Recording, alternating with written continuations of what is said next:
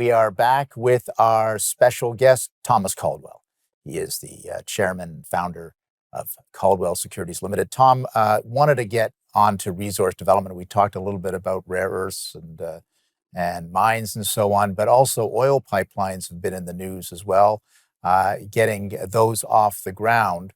The government of the Carney government has new legislation that is being proposed to eliminate some of the barriers that have been in place that elongate the approvals process for pipelines and for other, what he calls, national projects like mines as well. Do you see that as making a difference when it comes to pipelines as well? I think they have to. It is interesting when Trump first started and was threatening Canada, everybody panicked. Quebec, the indigenous, we want to get along, we want to do that. Everybody's on side. And now that the danger seems to have abated a little bit, everybody's sinking back into their historic positions, both the indigenous groups and in Quebec. Well, not so fast. We really have everybody's going back to where they were. We can't go back to where we were, So I think Prime Minister Carney is doing the right thing to try to do this stuff. We've got to be a country, and we can't be divided, and we can't have hyphenated Canadians, and we can't have national interests, local interests, or group interests.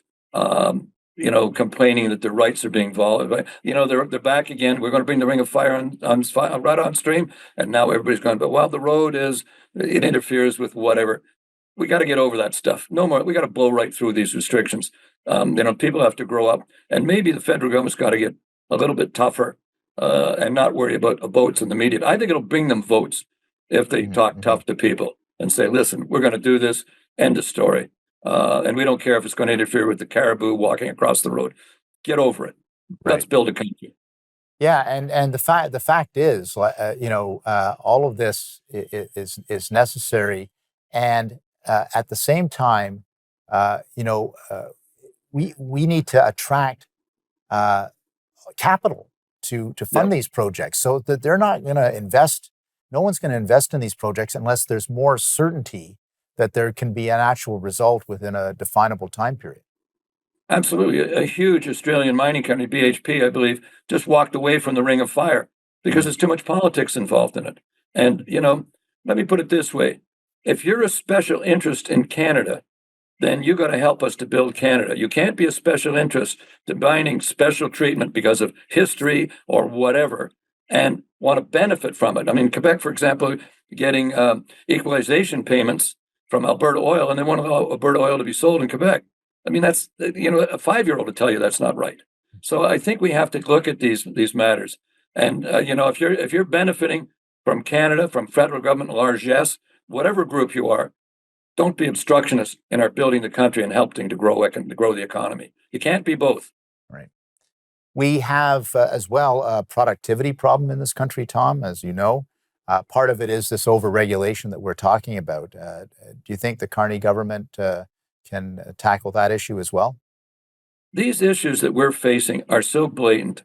All of us, everybody, lay people even understand it and see it and understand it. So I think it's good politics. And remember, Mr. Carney is, after all, a politician. I think it's good politics to be dealing with all of these things, because the reason we're non-productive is we haven't had any capital investment. We've had anti-growth policies for a decade. We focused on one thing, carbon. And if you focus on one thing to the exclusion of, your citizens' well-being, you're going to have a disaster. And we have it now. And as I say, we're in the recession right now. So I think any of these movements that Mr. Carney would take, they must be done expeditiously, and they have to be courageous. I think they have to be dramatic. They can't be making. For example, we did a tax cut of 1% on the lowest tax rate. That's, really. Do you know that's the stupidest thing? And what is stupid if people buy that as a tax cut? That's just a hush puppy thrown out to people who don't really understand. We've got to be real in our projects right now. And we have a wonderful opportunity. As I said before, I'm prepared to nominate President Trump for the Order of Canada for helping to bring this country together. That's a That's a comment. Okay, we'll put that one in the news release for this particular program. We're speaking with Thomas Caldwell. Of course, he is the founder and chairman of Caldwell Securities. We've got another segment coming up. I do want to talk about internal trade barriers as well, and Tom's favorite topic, the city of Toronto. So please stay with us. We'll be back after these messages.